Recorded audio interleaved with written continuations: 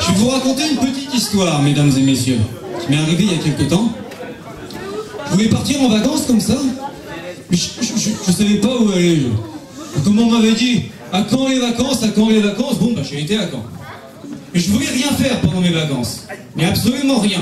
Et à Caen ça tombait bien, j'avais rien à y faire. Alors je boucle ma valise, et je vais pour prendre le car. Je demande à l'employé, pour quand, quelle heure? Il me dit, pour où? Je lui dis, pour quand? Et il me dit, comment voulez-vous que je vous dise quand si je ne sais pas où? Et je dis, comment, vous ne savez pas où et quand? Il me dit, si vous ne me le dites pas. Je lui dis, mais je vous ai dit quand? Il me dit, oui, mais vous m'avez pas dit où? Je dis, monsieur, je vous demande une petite minute d'attention, s'il vous plaît. Je voudrais que vous me donniez l'heure des départs des cars qui partent pour quand? Je dis, quand? Dans le Calvados. Il me dit, c'est vague. Alors, je dis, mais ma parole, mais vous débarquez? Il me dit, ah, là au lieu de débarquement, en Normandie, à Caen. Je dis, ah ben voilà. Et ben il me dit, prenez le car. Et je lui dis, il part quand? Il me dit, il part au car. Mais le car est passé. Elle me dit, si le car est passé, vous l'avez raté. Et je dis, le prochain. Ah, le prochain, il part à 7. Mais il va à Caen. Il me dit, non, il va à 7. Je dis, mais moi, je veux pas à 7, moi, je vais à Caen. Il me dit, d'abord, qu'est-ce que vous allez faire à Caen? Et je dis, rien, je veux rien faire. Et il me dit, si vous avez rien à faire à Caen, allez à 7. Et je lui dis, qu'est-ce que vous voulez que je fasse à 7? Il me dit, rien. Alors je dis, si c'est pour rien faire, alors d'accord. Pour 7, il part à combien? Il me dit, il part à 19, mais avec le chauffeur, ça fait 20. Mais il est 20. Ah, il me dit, vous l'avez encore raté. Alors je lui dis, c'est trop tard. Il me dit, pour 7, oui. Mais si ça vous dit d'aller à 3, j'ai encore une place dans ma voiture. Et je lui dis, qu'est-ce que vous voulez que j'aille faire à 3? Il me dit, pour prendre le car. Je dis, le car pour où? Il me dit, pour quand? Et je lui dis, mais comment voulez-vous que je vous dise quand si je ne sais pas où? Il me dit, comment, vous ne savez pas où et quand? Et je lui dis, si, je sais où et quand, ça fait une demi-heure que je vous dis que je veux aller passer mes vacances à Caen dans le Calvados. J'étais énervé, ça se voit. Alors, je suis parti, je lui dis, je vais prendre la voiture, tant pis. Alors je prends la route, à un moment j'arrive sur une place, je prends le rond-point, porté par le mouvement, je fais un tour pour rien. Je me dis, ressaisissons-nous, je vais prendre la première à droite. Je vais pour prendre la première à droite, sens interdit. Je dis, bon, je vais prendre la deuxième. Je vais pour prendre la deuxième, sens interdit. Je dis, bon, je vais prendre la troisième. Je vais pas prendre la troisième, sens interdit. Je dis, mais qui s'exagère quand même? Je vais pour prendre la quatrième. Je vais pour prendre la quatrième, sens interdit. Je dis, tiens, je refais un tour pour vérifier. Il y a 4 rues, 4 sens interdits. J'appelle l'agent, je dis, monsieur l'agent, je m'excuse. Il y a 4 rues, elles sont toutes les 4 en sens interdit. Il me dit, je sais, c'est une erreur. Et je dis, pour sortir, il me dit, vous pouvez pas. Et je dis, qu'est-ce que je vais faire? Il me dit, tournez avec les autres. Et je dis, ils tournent depuis combien de temps? Il me dit, il y en a, ça fait plus d'1 mois. Et je dis, ils disent rien. Il me dit, qu'est-ce que vous voulez qu'ils disent? Ils ont l'essence, ils sont nourris, ils sont contents. Et je dis, il y en a pas un qui cherche à s'évader. Il me dit, si, mais ils sont tout de suite repris. Et je dis, par qui? Par la police qui fait sa ronde, mais dans l'autre sens. Il me dit, ça peut durer longtemps, ça. Il me dit, jusqu'à ce qu'on supprime l'essence. Je dis, si on supprime l'essence, il faudra remettre les bons. Il me dit, il n'y a plus de bon sens. C'est unique ou interdit. Il me dit, donnez-moi 300 francs. Je dis, de quoi? Il me dit, de taxes de séjour. Il me dit, plus 900. Je dis, de quoi? Il me dit, parce que c'est défendu de stationner. Je dis, ça commence bien. Il me dit, tâchez que ça continue, sans ça, je vous aurai au tournant. Alors j'ai tourné. À un moment, je tournais à côté d'un laitier. Alors j'engage la conversation. Et je lui dis, dis-moi, laitier, ton lait va tourner, là. Et il me dit, t'en fais pas, je fais mon beurre. Je dis, au moins, il a le moral. Et je dis, c'est quoi cette voiture noire, là, devant, qui ralentit tout? Il me dit, c'est Corbillard. Il tourne depuis 15 jours. Et la voiture blanche, là, qui nous double tout le temps, là, il me dit, c'est l'ambulance. Priorité. Je dis, mais il y a quelqu'un dedans, là? Il me dit, il y avait quelqu'un, oui. Je dis, où il est maintenant? Il me dit, dans le corbillard. Je me suis arrêté. J'ai appelé l'agent, je dis, monsieur l'agent, je m'excuse. J'ai un malaise. Et il me dit, si vous êtes malade, montez dans l'ambulance. J'ai réussi à m'échapper. Et quand même, j'étais en vacances, alors j'ai pris le train. Et arrivé là-bas, j'ai pris d'une envie soudaine. Je vais voir le portier de l'hôtel, je lui dis, je voudrais voir la mer. Il me dit, la mer, elle est démontée. Je dis, ah. Et vous la remontez quand? Il me dit, ça dépend. Je lui dis, moi je suis ici pour 3 jours. Il me dit, en 3 jours, l'eau a le temps de couler sous le pont. Je dis, le pont, très bien, merci. Bon, je reviens le lendemain. Je dis au portier, je voudrais voir le pont. Il me dit, le pont, quel pont? Je dis, le pont, quoi, le pont. Il me dit, il n'y a pas de pont. Comment ça, il n'y a pas de pont? Bah, il me dit, non. Il y en avait un, mais on l'a démonté. Bah, je dis, mais vous démontez tout ici, alors? Et il me dit, c'est la guerre. Et je dis, le pont, vous le remontez quand? Il me dit, tous les 20 ans. Et je dis, moi, je suis ici pour 3 jours. Il me dit, en 3 jours, vous avez des chances. Bon, je dis, je vais attendre demain. Et le lendemain, je me dis, quand même, il faut quand même que je me débrouille pour voir la mer. Je vais voir le portier de l'hôtel, je lui dis, je voudrais voir la mer.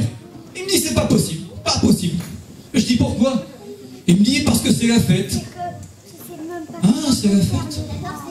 Bah oui, alors on fait le pont. Et je dis, si vous faites le pont, je vais pouvoir voir la mer. Elle me dit, non, parce qu'il y a le feu d'artifice. Je dis, le feu d'artifice, je le verrai depuis la mer. Il me dit, vous le verrez mieux de votre chambre. Et je dis, ma chambre, elle donne pas sur la mer. Il me dit, le feu d'artifice non plus. Mais je lui dis, je m'en fous, moi, de votre feu d'artifice, je veux voir la mer. Il me dit, c'est pas possible, pas possible. Et je dis, pourquoi? Il me dit, parce qu'ils ont mis des gradins. Des gradins? Oui, ils ont mis des gradins sur la plage pour voir le feu d'artifice. Je dis, ils ont mis des gradins. Ils ont mis des gradins. Alors moi, je viens de loin, je prends le train, je me donne du mal, tout ça. Il me dit, pleure pas, tu la reverras, ta mère. Et je dis, moi, je veux la voir tout de suite. Et il me dit, c'est pas possible. Alors je lui dis, les gradins, vous les démontez quand? Il me dit, quand la mer sera remontée. Et vous la remontez quand, la mer? Il me dit, quand vous serez parti.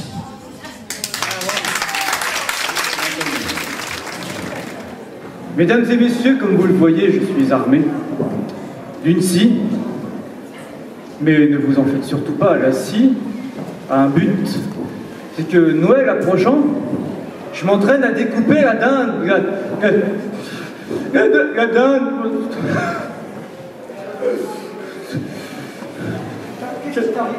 Chaque fois que je pense à la dinde, je repense au petit poussin de l'autre jour. Parce que l'autre jour, je suis entré dans une auberge, vous savez, pour y dîner, et sur la carte, il y avait marqué poussin rôti. Et j'ai commandé un poussin rôti. Et j'ai vu arriver un petit poussin dans une assiette. Mia, j'en ai fait qu'une bouchée. Un petit poussin. Vous avez déjà vu un petit poussin? C'est mignon à croquer. C'est une petite boule jaune, comme ça fait cuit. Il n'était pas cuit. Et j'ai mangé, j'en ai fait qu'une bouchée. Ça aurait été une vieille poule encore, bon, une dure à cuire. Elle a vécu, elle a fait 100 ans, mais un petit poussin, à peine est-il sorti de sa coquille que hop, dans le ventre du monsieur. J'aurais mieux fait d'aller me faire cuire un œuf. Ça vaut guère mieux. Ça vaut guère mieux. Bah oui, parce que à chaque fois qu'on va se faire cuire un œuf, c'est comme si on avait envoyé un poussin se faire cuire. Et encore, parce qu'on ne sait pas trop, parce qu'il y a quand même ce fameux dilemme que chacun connaît. Bah, qui est-ce qui fait l'œuf? C'est la poule. Jusque-là, il n'y a rien à dire. Mais qui est-ce qui fait la poule? C'est l'œuf.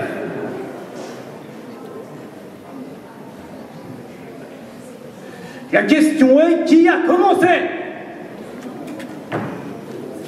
Est-ce l'œuf le père de la poule ou la poule la mère de l'œuf? Ça peut pas être les coqs ne pondent pas d'œufs. Donc il n'y ait pas de poule sans œufs. Sans œufs les coqs, comme il n'y a pas de coq sans ailes. Sans ailes les poules. Enfin, sans ailes il n'y aurait plus ni coq, ni poule, ni poussin, et puis ce serait tant mieux. J'aurais mangé autre chose. J'aurais mangé du veau. Un petit veau. Un vieux bœuf encore. Il a vécu, mais un petit veau. Vous avez déjà vu une petite tête de veau? À la vinaigrette. J'aurais mieux fait de manger un œuf, parce que, comme on dit, qui mange un œuf, mange un bœuf. Je me sens comme l'ogre qui aurait mangé le petit pousset. Un petit pousset. Vous avez déjà vu un petit pousset? C'est comme un petit poussin, mais avec des bottes. Là, je délire un peu, hein. Là, je délire un peu. À propos de délire, mesdames et messieurs, je vais vous faire un discours électoral au cas où vous seriez en manque. Tout d'abord, mesdames, messieurs, je dois vous dire que je me suis fait tout seul et que je me suis raté. Pas de beaucoup. J'ai d'autant plus de mérite à l'avouer que ça se voit pas tellement. Quoique, personne ne m'a jamais dit « vous vous êtes réussi ». Bon. Mais tout au début, quand je me faisais, je voyais bien que je me faisais mal. Mais comme à chaque fois que je me faisais mal, les gens disaient « c'est bien fait », j'ai continué de me faire mal en croyant bien faire. C'est que, à la fin, quand j'ai vu la tournure que je prenais, j'ai arrêté les frais, je me suis laissé dans l'état où vous me voyez alors. On a dit, non seulement il est raté, mais en plus, il n'est pas fini. Je préfère ne pas être fini, parce qu'un homme fini est fini. Hein. Que dit-on d'un homme fini si c'est un homme fini? Moi, je suis... Je ne voudrais pas vous affoler, mais qu'est-ce qu'il y a comme fou? Ah oui, oui. Qu'est-ce qu'il y a comme fou? Tenez, l'autre jour, j'étais en train d'enfoncer un clou dans le mur. Il y a un type qui passe et me dit « Oh, mais pourquoi vous enfoncez ce clou dans le mur ?» Je lui ai dit « J'ai pas d'explication à vous donner. J'enfonce un clou, j'enfonce un clou. » Je continue d'enfoncer mon clou. Je l'avais presque enfoncé et il n'y avait plus que ça. Et le type sort une tenaille, il arrache le clou. Je lui dis « Pourquoi vous arrachez mon clou ?» Il me dit « J'ai pas d'explication à vous donner. » Mais ça va pas, non? Il est fou ce type, hein? Non mais, je suis tranquillement en train d'enfoncer un clou dans le mur, et un type qui passe, il prend une tenaille et puis il arrache le clou. Non mais, hein? Non mais où on va là? Hein? Bon.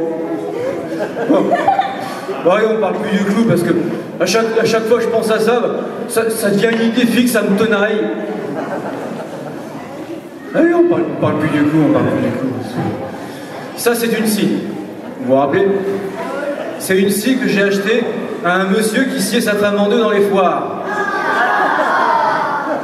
Il mettait sa moitié dans une caisse, il sciait la caisse en deux, et la moitié de sa femme tombait dans la sciure. Et un jour, sa moitié est partie avec la caisse. Alors il m'a vendu la scie, c'était le clou de son numéro. Je peux quand même enfoncer un clou sans être obligé de dire pourquoi j'enfonce un clou, non? Parce que s'il voulait arracher un clou, il avait qu'à commencer par en planter un.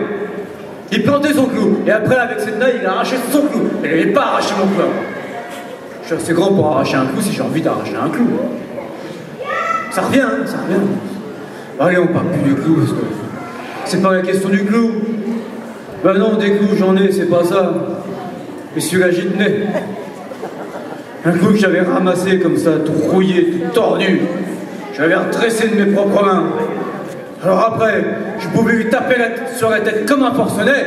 Il ne déviait pas d'un pouce, il s'enfonçait raide dans le mur. Alors, chaque fois que je devais enfoncer un clou, j'enfonçais celui-là. J'ai toujours enfoncé le même clou, mais pas à la même place. Alors, peut-être qu'à force d'enfoncer le même clou, on finit par s'y accrocher. Et puis, un type passe avec une tenaille et puis il arrache le clou. Et sans dire pourquoi encore. S'il m'avait dit pourquoi, je lui aurais bien dit pourquoi je le plantais, mon clou, moi. Si seulement je m'en souvenais. Parce que ça date pas d'hier, ça. Ça date de 25 ans, ça. Je veux plus penser à ça, je deviendrai marteau.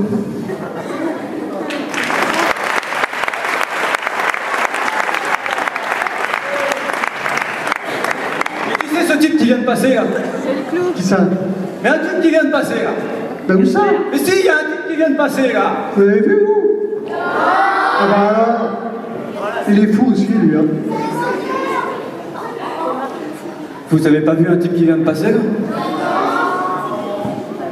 Je croyais que c'était mon percepteur. Je le vois passer partout, ce bonhomme. Je sais pas si vous croyez en la sorcellerie. Moi, je ne pouvais pas y croire, jusqu'au jour où je me suis aperçu que j'étais possédé du percepteur. Je suis possédé du percepteur. Envoûté, si vous préférez, par mon percepteur. Depuis quelque temps, je le voyais qui rôdait autour de ma maison. Il allait et venait comme ça. Il semblait dessiner en marchant des figures géométriques. Et enfin, il prenait des mesures fiscales. Et puis il disparaissait, puis il revenait. Puis j'avais remarqué qu'à chaque fois qu'il revenait, je payais un nouvel impôt sur le revenu. Et c'est d'ailleurs en faisant mes comptes que je me suis rendu compte qu'il revenait souvent. Et puis un jour, en rentrant chez moi, je vois une feuille d'impôt clouée sur ma porte. C'était un premier avertissement. Je ne l'ai pas pris au sérieux. J'étais surpris quand même, un petit peu. Je me suis dit, tiens, au lieu de glisser la feuille sur la porte, il la cloue. Sur les méthodes modernes. Bon. Seulement, voilà que le lendemain, je suis cloué au lit avec une forte fièvre.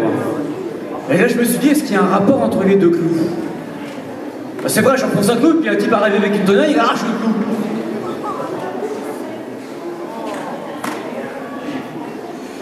Je me suis un peu égaré. Non, c'est bon, j'ai retrouvé le fil, Alors, quelques temps plus tard, en faisant le tour du propriétaire, je découvre à chaque angle de ma propriété des lettres qui étaient tracées à même le sol. Il y avait un T, un V et un A. Un vol d'oiseau, ça fait TVA. J'étais cerné par la TVA. Vous connaissez le sens secret et fiscal de ces trois lettres? TVA. Si vous prenez les deux premières lettres, TV, ça veut dire en clair, as-tu payé la taxe sur la TV? VA va payer la taxe sur la TV. TA, t'as payé la taxe sur la TV? Ah, alors va la payer. C'est un rappel à l'ordre constant. Même si vous prenez les lettres à l'envers, ça vous rappelle encore quelque chose. AVT, avez-vous payé la taxe sur la TV? Hâtez-vous d'aller payer la taxe sur la TV. VT, vêtez-vous et hâtez-vous d'aller payer la taxe sur la valeur ajoutée. On n'en sort pas. Je veux dire que j'ai manqué de sens civique parce que j'aurais dû me vêtir et me hâter d'aller payer ma taxe sur la valeur ajoutée. Au lieu de ça, qu'est-ce que j'ai fait? Je me suis rendu au siège de la sécurité sociale pour réclamer une somme importante qui m'était due depuis fort longtemps. Bien évidemment, on m'a répondu que mon dossier s'était égaré. Mais ça m'a presque rassuré, je me suis dit enfin quelque chose de prévu. Faut dire que j'en ai presque oublié mon percepteur, mais seulement voilà que dans la nuit qui a suivi, je suis réveillé en sursaut par un ululement de percepteur. Je ne sais pas si vous avez déjà entendu ululer un percepteur dans la nuit. C'est sinistre, inhumain. Ouh, des sous.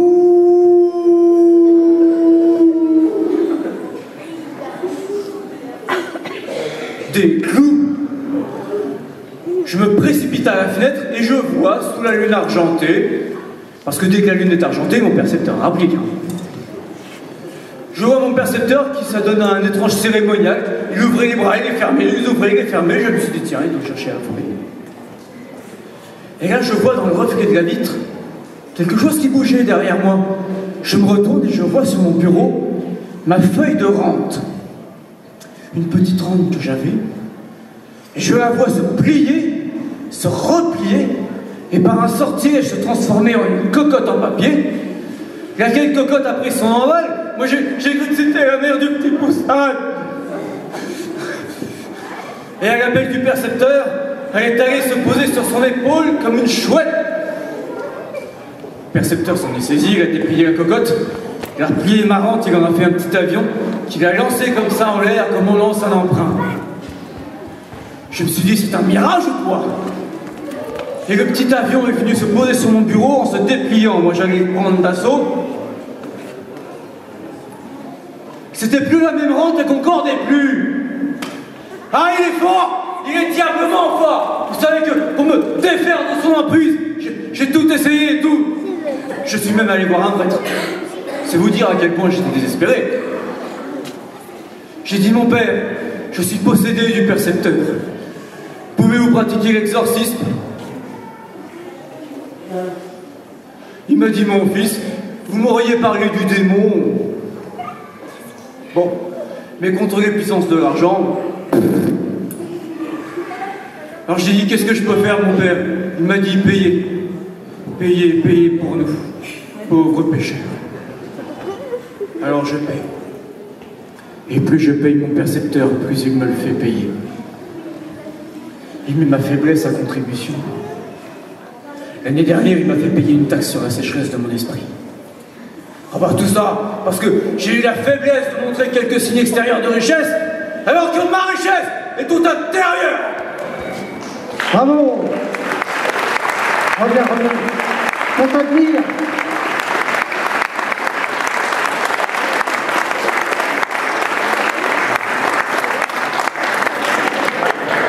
Bon, bah maintenant, il va aller bosser un peu maintenant. Allez hop, mets-le en haut dans ton perchoir.